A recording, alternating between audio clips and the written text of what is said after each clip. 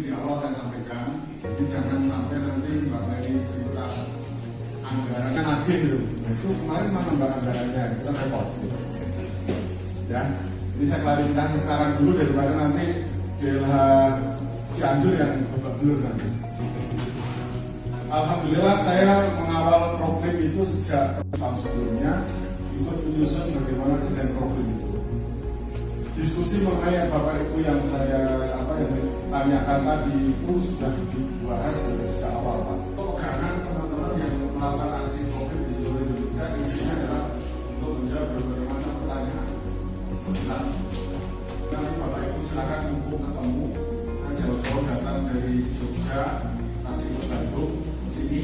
Jadi mumpung ketemu, silakan kalau ada pertanyaan tadi yang masih kurang atau ada tambahan lagi, nanti betul tadi yang disampaikan oleh kalau nggak salah dari DLH dan juga Pak Samad ya, bahwa diakui atau tidak sekarang ini makin panas, betul ya?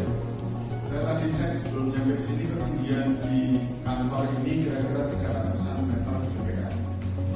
300 baru saya setuju dan panas, apalagi yang di pesisir.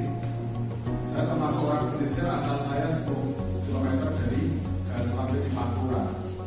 Saya kalau pulang kampung malah jadi gak betah karena terlalu panas, karena dari biasa di 30 dpr, jadi masih separuhnya segini. Tapi masih bumi makin panasnya apa Bapak Ibu? Kalau teorinya nanti macam-macam, Bapak Ibu susah membayangkan. Saya pakai teori yang paling sederhana.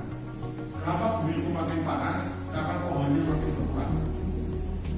Jadi yang bikin enak itu sebenarnya Mbak Mary nggak lirik, saya sudah jelaskan.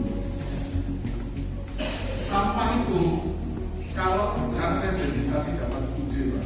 Tapi kalau sampah ini biarkan numpuk seminggu, oke? Terus ibu datang lagi ke sini, ada sisa kue seminggu yang lalu, terus suruh buka-buka, rasanya gitu.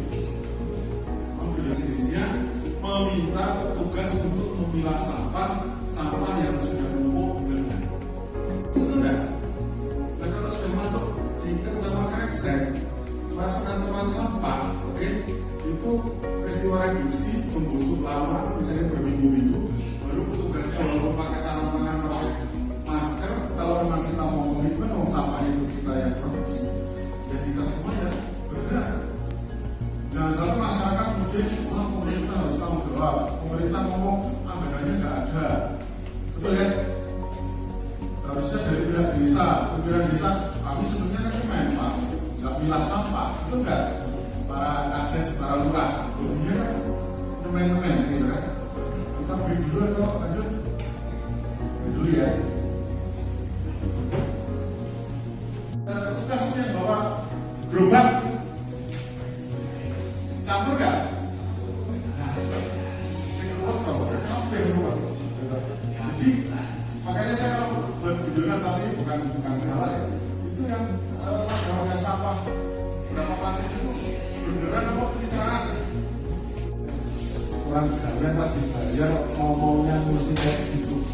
Atau Bapak misalnya iseng-iseng membersihkan selokan kampung itu Pak, selokan yang sudah terendam bau banyak sampah, uprok-uprok gini kan sama yang lewat edan kayak gitu.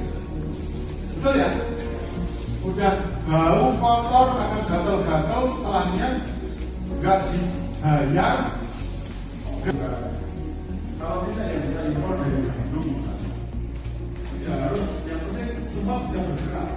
Makin banyak yang berjuang, biasanya akan makin kuat, makin kokoh, dan orang yang akan macam-macam punya produksi itu akan tersisih dengan sendiri. Dan banyak kamu itu ibaratkan kamu tidak panen Pak.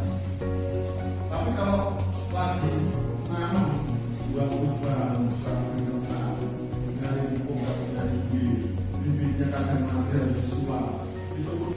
Income-nya luar biasa.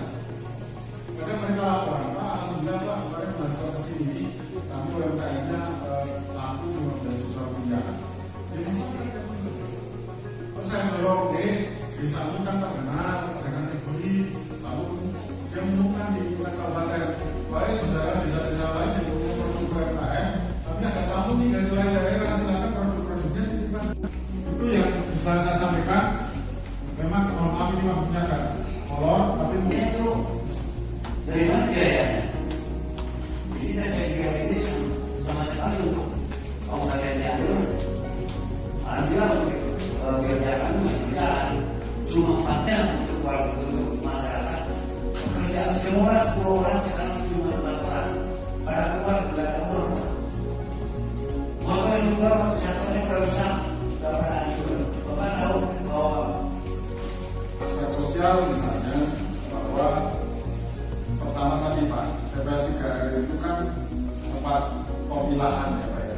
ya. Wah,